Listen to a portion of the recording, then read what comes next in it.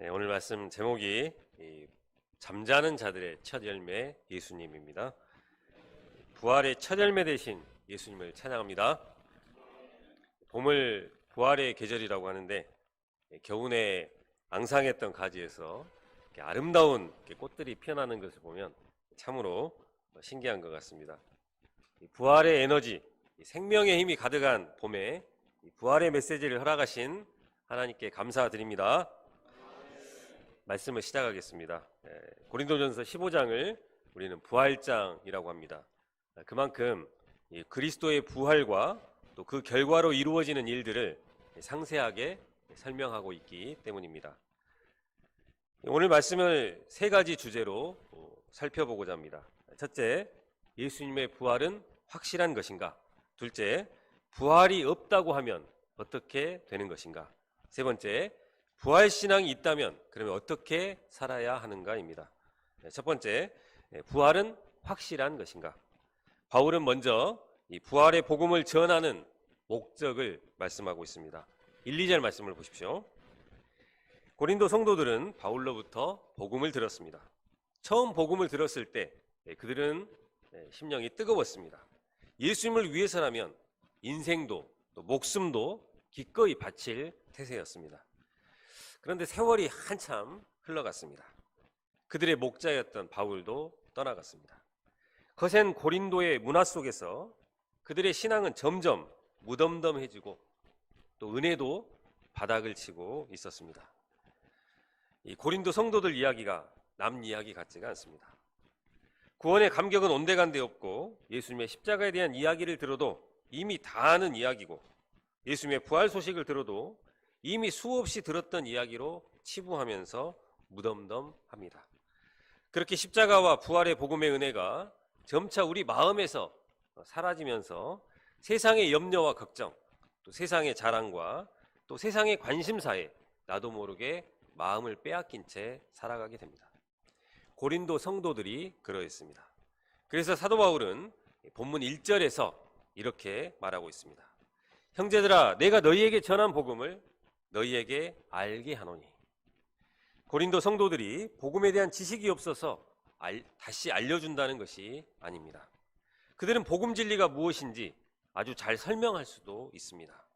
그러나 그 복음의 지식이 실제의 삶에서는 아무런 능력이 없었습니다.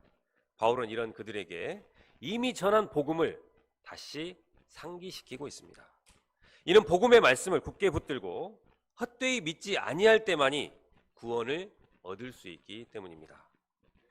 구원은 새로운 지식을 공부하고 복잡한 이론을 연구함으로써 얻을 수 있는 것이 아닙니다. 구원은 이미 우리가 성경 공부를 통해서 배운 그런 단순한 복음의 진리를 굳게 붙잡을 때만이 얻을 수 있는 것입니다. 그러면 복음의 내용이 무엇입니까? 첫째, 복음이란 그리스도께서 우리 죄를 위하여 죽으신 것입니다. 사람이 죽는 것은 슬픈 소식입니다. 더욱이 그리스도는 십자가에서 처형을 당하셨습니다. 당시 십자가는 가장 잔인한 처형 방법이었습니다. 산 사람을 십자가 위에 눕혀서 양손과 발에 못을 박고 그 나무를 세워서 물과 피를 다 흘리게 하여 죽게 하는 그야말로 끔찍한 사형 방법이었습니다. 그리스도가 중죄인과 같이 이 십자가 형틀에 달려서 죽으셨는데 그것이 어떻게 복음, 곧 기쁜 소식이라는 것입니까? 그 이유는 그의 죽으심이 우리 죄를 위한 것이기 때문입니다. 자기 죄로 인한 것이 아니라 죄 가운데 있는 인류를 구원하기 위한 의미 있는 죽음이기 때문입니다. 그러면 그리스도가 왜 우리 죄를 위하여 죽으셔야만 하는 것입니까? 이는 우리 모두가 죄인들이기 때문입니다. 인류의 시작인 아담과 하와는 이 사탄의 유혹에 넘어가서 하나님의 계명의 말씀을 어기고 선악과를 따먹었습니다. 이로써 하나님과의 관계성이 파괴되어 버렸고 죄가 세상에 들어오게 되었습니다. 이 죄는 바이러스와 같아서 아담의 후손으로 태어나는 모든 사람에게 영향을 미치게 되었습니다. 이제 모든 사람은 이 죄 가운데서 출생하게 되었습니다. 하나님을 거역한 이 죄의 결과는 매우 심각한 것입니다.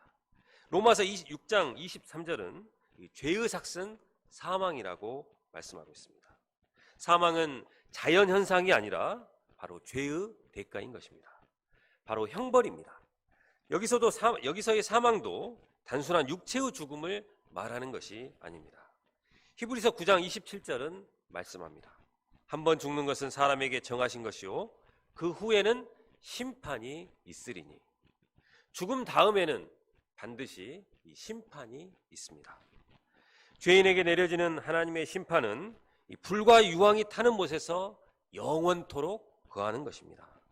인간은 누구든지 죄로 인해 이러한 형벌에서 벗어날 수가 없게 되었습니다. 더욱 심각한 문제는 인간에게는 이러한 죄 문제를 해결할 능력이 전혀 없다는 것입니다. 마치 늪에 빠져서 혼자는 나올 수 없는 그러한 처지가 된 것입니다. 인간은 구원자가 필요하게 되었습니다. 구원자가 없는 인간은 절대적인 절망 가운데 있게 되었습니다. 그런데 이 은혜와 자비의 하나님께서 이러한 인간을 긍휼히 여겨주시고 놀라운 구원의 복음을 허락해 주셨습니다. 그것은 바로 인간의 죄를 죄 없는 자기 아들에게 뒤집어 씌워서 죽게 하심으로 그 죄의 값을 치르게 하는 것입니다. 그리고 그 사실을 믿는 모든 자에게 그 아들의 공로를 전가하여 의롭다고 하신 것입니다. 요한복음 3장 16절은 말씀합니다. 하나님이 세상을 이처럼 사랑하사 독생자를 주셨으니 이는 그를 믿는 자마다 멸망하지 않고 영생을 얻게 하려 하심이라. 둘째, 복음이란 예수님이 사흘 만에 다시 살아나신 것입니다. 예수님은 안식일 전날인 금요일 오전 9시에 십자가에 매달리셔서 약 6시간 동안을 계시다가 운명하셨습니다. 로마 군병들은 그의 죽음을 확인했고 한 병사는 예수님이 이미 죽으신 것을 알고 그의 다리를 꺾지 않고 대신 창으로 그의 옆구리를 찔렀습니다. 그러자 곧 피와 물이 쏟아져 나왔습니다. 요한복음 19장 34절과 35절은 말씀합니다. 그중 한 군인이 창으로 옆구리를 찌르니 곧 피와 물이 나오더라. 이를 본 자가 증언하였으니 그 증언이 참이라. 그가 자기의 말하는 것이 참인 줄 알고 너희로 믿게 하려 함이니라. 여기서 이를 본 자는 요한복음을 기록한 사도 요한입니다. 자기가 분명히 보았다는 것입니다.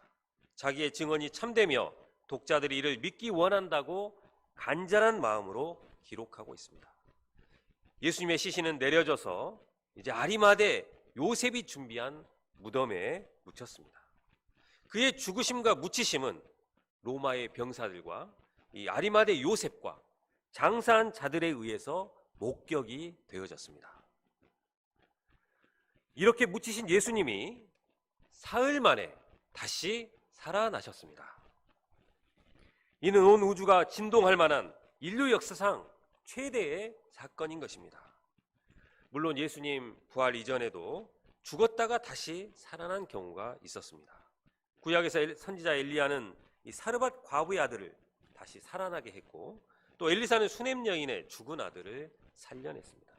또 예수님은 죽은 지 나흘이나 된 나사로도 살리셨습니다. 그러나 그들은 일시적으로 부활한 것일 뿐입니다.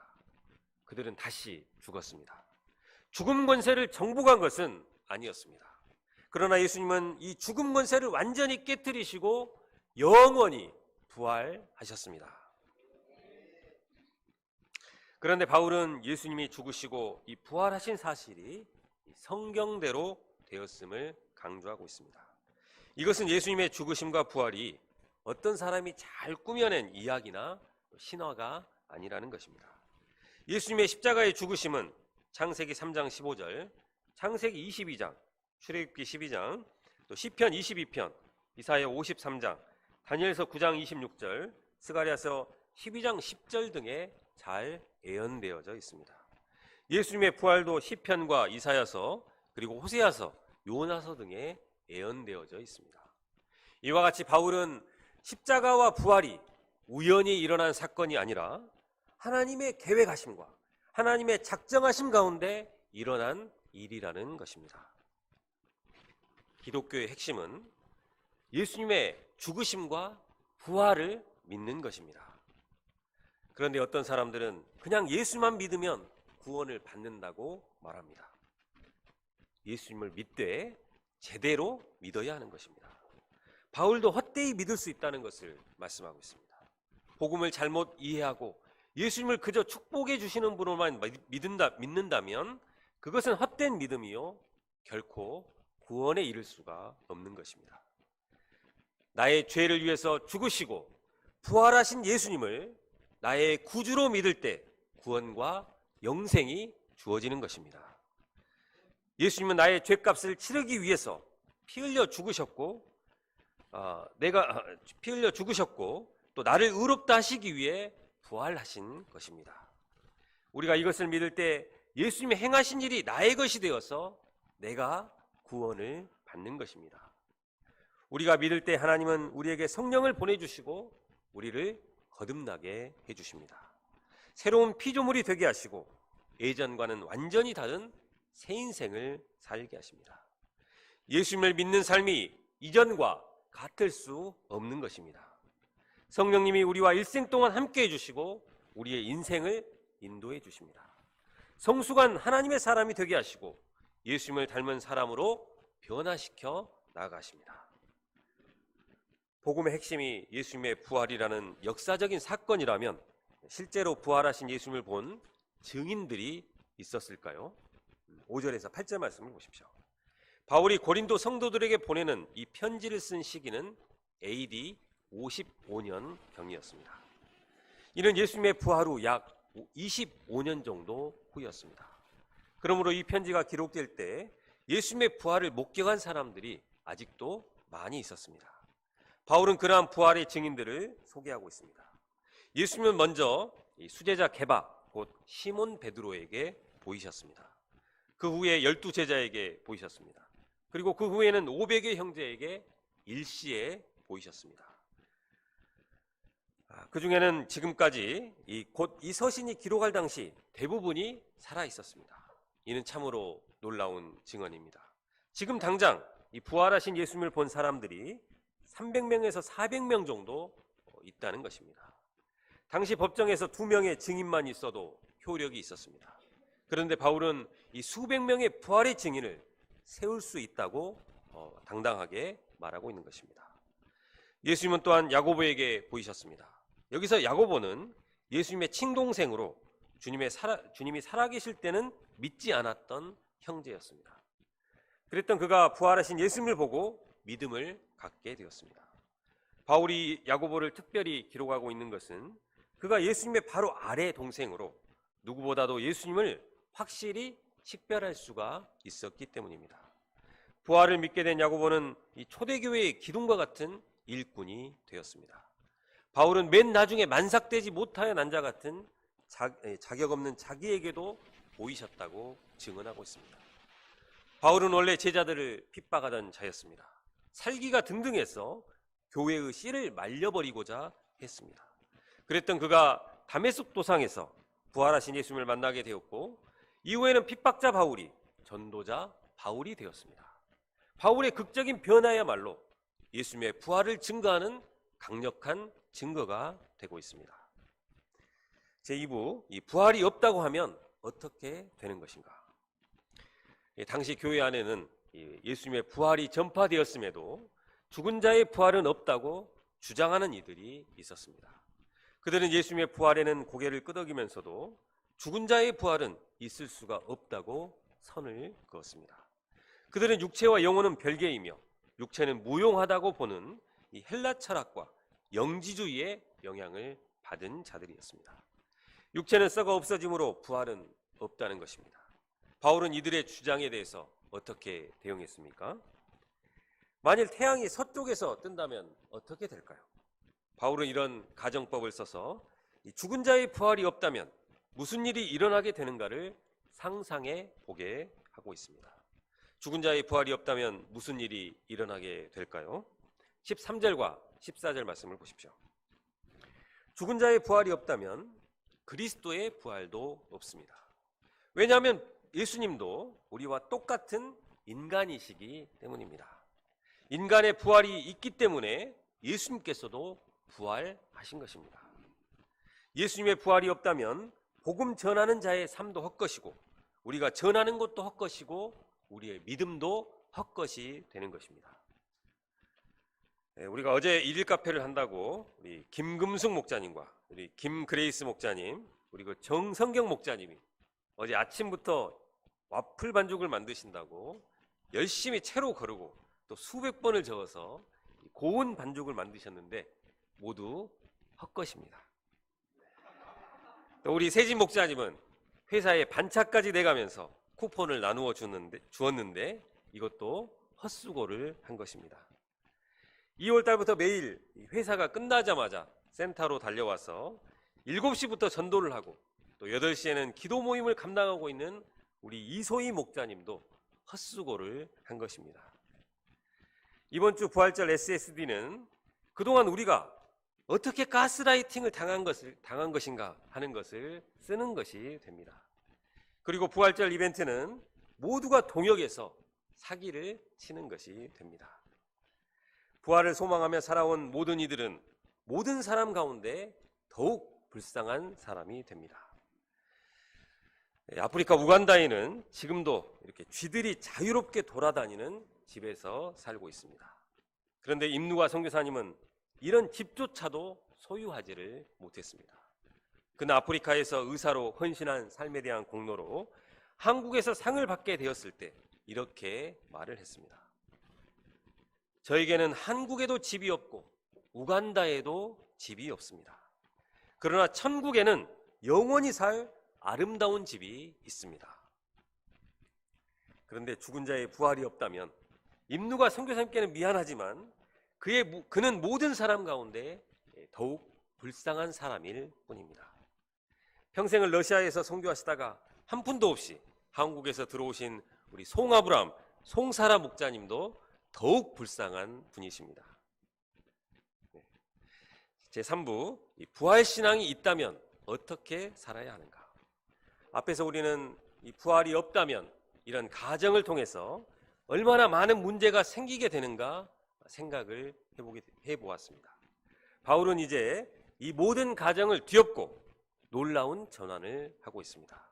20절 말씀을 다 함께 읽어보겠습니다. 시작. 그러나 이제 그리스도께서 죽은 자 가운데서 다시 살아나사 잠자는 자들의 첫 열매가 되셨도다. 그러나 이제, 영어 성경은 but in fact로 번역하고 있습니다. 부활에 대한 팩트는 이것입니다. 예수님은 2000년 전 죽은 자 가운데서 3일 만에 다시 살아나신 것입니다. 그런데 바울은 부활하신 예수님이 이 잠자는 자들의 첫 열매가 되셨다고 선언합니다. 첫 열매가 무엇입니까? 첫 열매란 이스라엘의 초실절 제사 때 드리는 제물을 말하고 있습니다. 유대의 문헌에 따르면 이 초실절 보리는 갈릴리 북쪽 이 게네사렛 평야에서 채취했다고 합니다. 충분한 태양과 현무암이 풍화되어 만들어진 이 기름진 게네사렛 평야에서 가장 먼저 보리 수확이 이루어졌다고 합니다. 수많은 사람들의 박수갈채를 받으면서 이 보리단을 낫으로 베고 첫 열매를 거둔 이 보리단을 성전뜰로 가져왔습니다. 제사장은 이 보리단을 번제단에서 지성소를 향해서 흔들었습니다.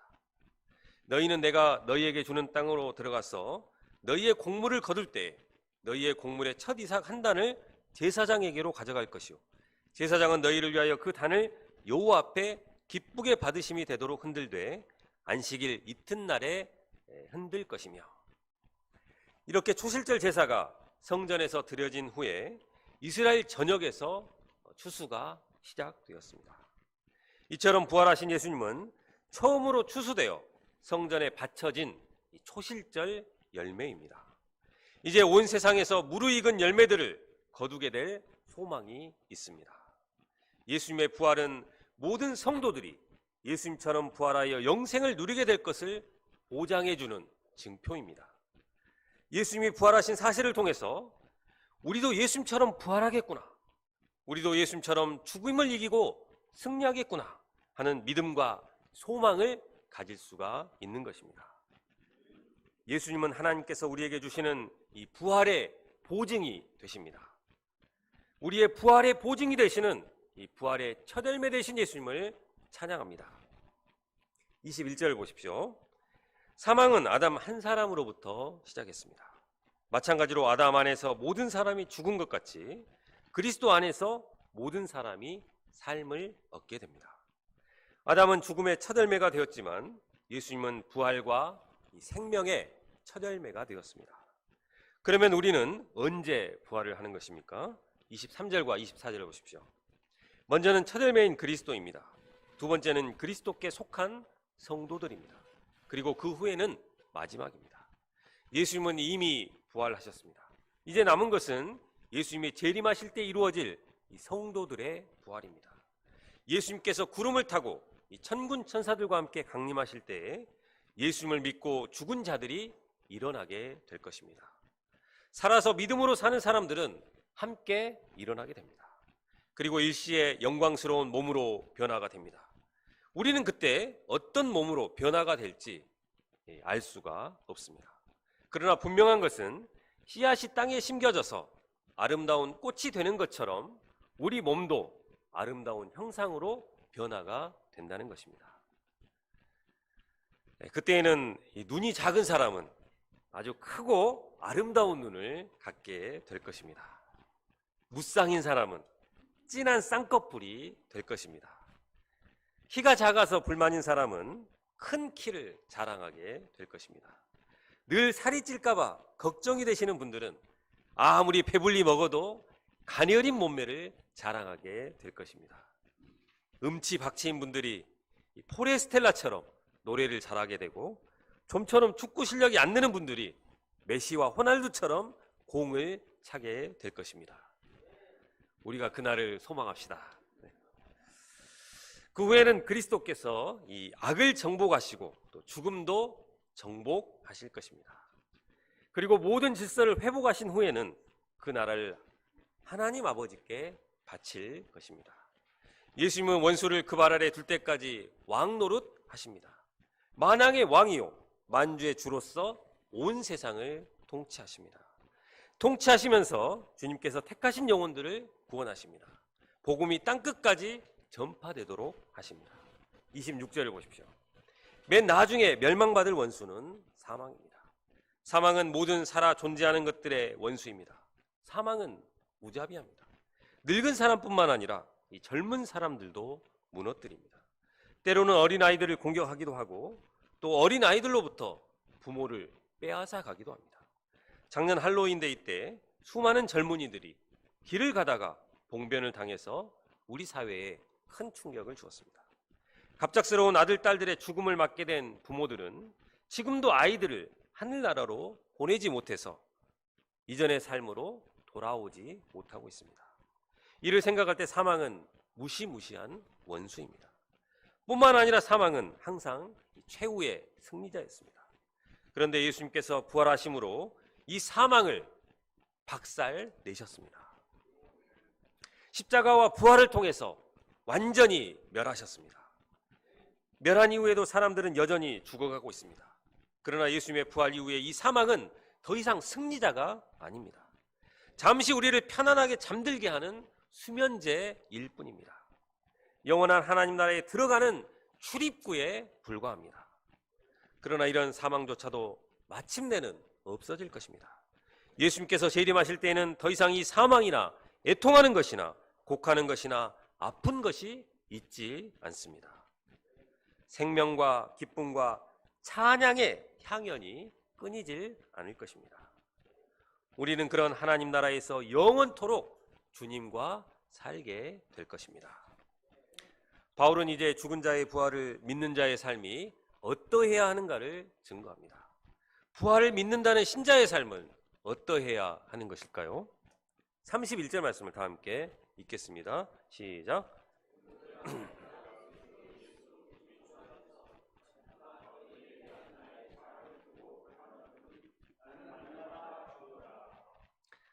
세상 사람들은 무엇을 자랑합니까? 되게 돈 많은 것을 자랑합니다. 또 스펙이 좋은 것을 자랑합니다. 또 자식을 자랑하고 또 요즘 손주를 이렇게 자랑합니다. 무엇을 자랑하는가를 보면 그 사람이 그것을 귀하고 또 소중하게 여긴다는 것을 알 수 있습니다. 바울은 날마다 죽는 것을 자랑한다고 말합니다. 바울은 나이가 먹어서도 복음을 위해서 헌신하고 일하고 있는 것이 전혀 쪽팔리지가 않았습니다.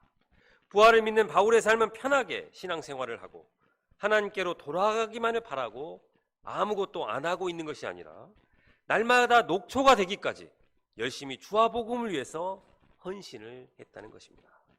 그리고 바울은 이러한 삶을 자랑스럽게 여겼습니다. 사도 바울은 좋은 환경 속에서 편하게 복음을 전하지 않았습니다. 질병과 굶주림과 헐벗음과 또 유대인의 위험이 뒤따랐습니다. 한 번은 돌에 맞아서 거의 죽을 지경에 이르렀습니다. 항해를 하는 중에는 배가 파산하기도 했습니다. 독사에 물리기도 했습니다. 힘들고 어려운 상황 속에서도 줄기차게 복음을 전했습니다. 그가 이렇게 할 수 있었던 것은 이 부활에 대한 소망 때문이었습니다. 그는 고린도 성도들에게 자랑이 있다고 말합니다. 그것은 주와 복음을 위해서 날마다 죽는 생활을 하는 것입니다. 그는 학문과 재능이 뛰어난 사람이었습니다. 자신이 원하기만 하면 세상에서 존경을 받으면서 얼마든지 편안하게 잘 살 수가 있었습니다. 하지만 그는 주와 복음을 위해서 모든 것을 포기했습니다. 그리고 날마다 이 주님의 고난에 동참한 삶을 살았습니다. 세상에는 두 종류의 사람이 있습니다. 부활신앙을 가진 사람과 부활신앙이 없는 사람입니다. 부활신앙이 없는 사람은 죽으면 끝이라고 생각하기 때문에 어찌하든지 이 땅에서 즐겁게 살고자 합니다. 내일 죽을 터이니 먹고 마시고 즐기자고 말합니다. 노세 젊어서 노세 늙어지면 못나나니 라고 말하면서 이 방탕한 삶을 삽니다. 부활신앙이 없는 사람은 근본적으로 이 쾌락주의자가 될 수밖에 없습니다. 33절과 34절은 오늘 말씀의 결론입니다. 33절과 34절을 다 함께 읽어보겠습니다. 시작.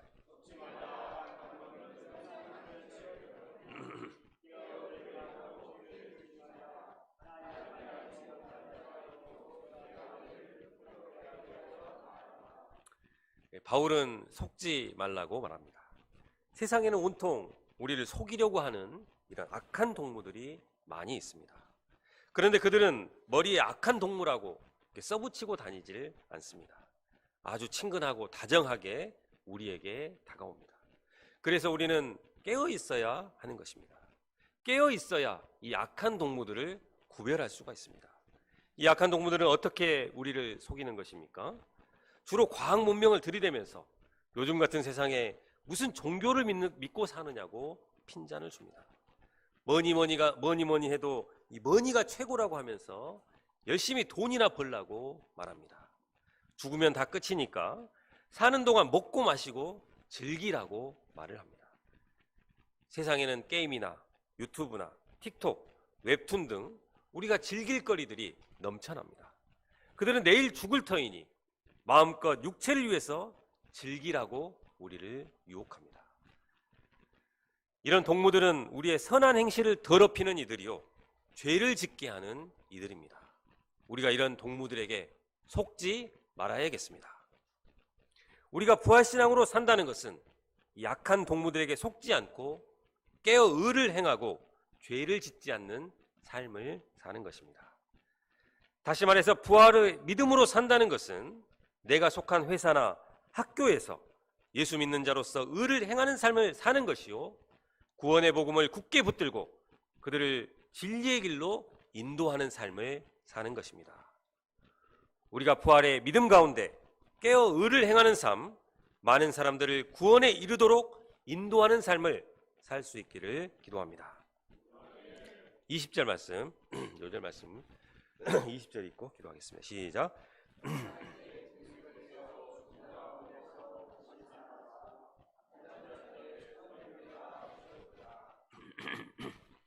하나님 아버지, 2022년, 23년 부활절을 허락하시고 우리 고린도전서 말씀을 허락해 주셔서 감사합니다.